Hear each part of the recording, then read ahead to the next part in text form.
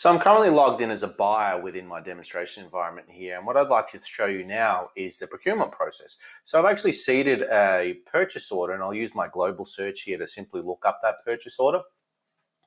And what you'll notice here is that I've already gone through an approval process. So NetSuite has some very robust approvals on purchase orders as well as other transactions.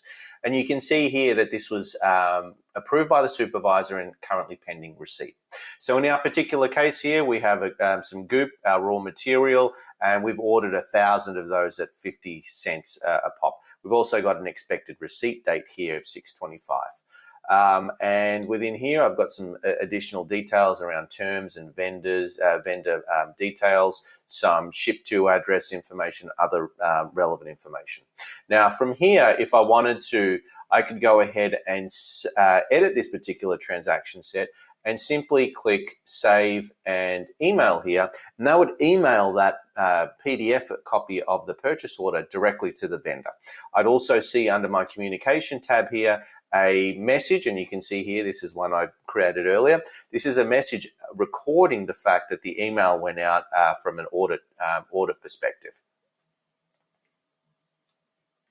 Now I've changed role within NetSuite to my warehouse associate, and what we're going to walk through now is the actual receiving process. So the purchase order has gone out, and then the goods have now arrived at our warehouse. I'll go ahead and use my reminders over here on the left-hand side to show me that I'm actually expecting 14 orders that need to be received.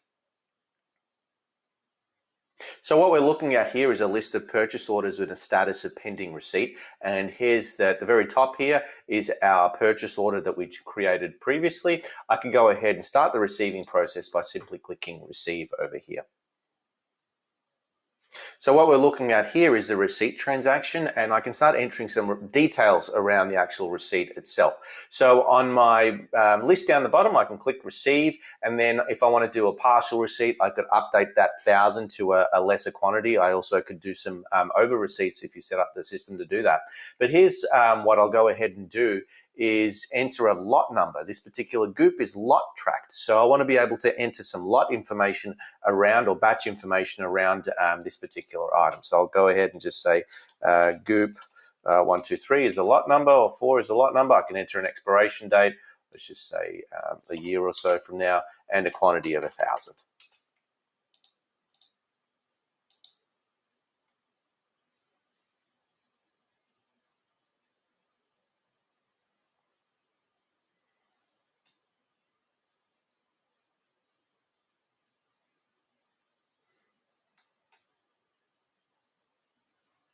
Now, if we drill back into our purchase order, you'll notice here that I've got 1,000 on hand, which is the 1,000 we just received, available 1,000, and here's the receipt of 1,000. You'll also notice that the billing amount is still 0 because we're yet to receive the bill, and you'll also see the status has changed from pending receipt to pending bill. So now we've performed our receipt, the next step would be billing. So our vendor would submit a email or something along those lines with the vendor bill, and I'm logged in as an AP analyst within NetSuite at the moment. So I would either use my global search up here to type in the purchase order number. Alternatively, again, I can use reminders to say I've got 11 purchase orders that need billing. Once that bill comes in, I can go ahead and enter those transactions. So you can see at the very top here, I've got the purchase order 497 that we need to bill. I can go ahead and click on bill and hit submit.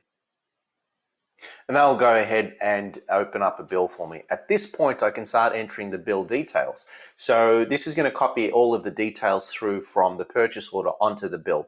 However, NetSuite enables three-way matching. And what that means is that the bill itself should have the same data elements in terms of the purchase order price, as well as the receipt quantity on the bill. So this all matches the original purchase order and the receipt. However, let's just say from a use case example, I might receive the 1,000, but for one reason or another, the bill actually says 75 cents rather than 50 cents. Now, this is a delta of $250, and what we would expect the system to do now is actually set up an approval. So we'll go ahead and save this.